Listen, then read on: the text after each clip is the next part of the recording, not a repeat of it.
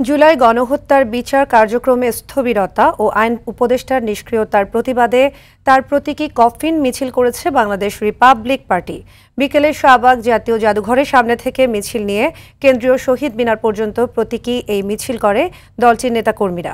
এ সময় তারা বলেন, ১ বছর পার হলেও জুলাই হত্যার বিচারে সন্তোষজনক অগ্রগতি দেখছেন না।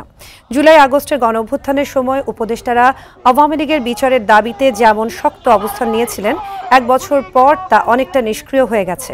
এ সময় নেতারা বিচারের আগে নির্বাচনের দিকে না যেতে সরকারের প্রতি আহ্বান জানান। গত জুলাইয়ের 24 জুলাই আসিফ নজরুলকে চাই, যে দেশের জন্য কাজ করেছে, যে ছাত্র জনতার পক্ষে কথা বলেছে, যাকে বিশ্বাস করে ছাত্র জনতা ওই ক্ষমতার মসনদে বসিয়েছে। আপনারা সেই কাজটা করুন। আপনারা বিচার নিয়ে কোনো ধরনের টালবাহানা করবেন না। জুলাইয়ের সনদ দিতে হবে। প্রয়োজনীয় সংস্কার ছাড়া এই দেশ ছেড়ে আপনারা পালাই যেতে পারবেন না।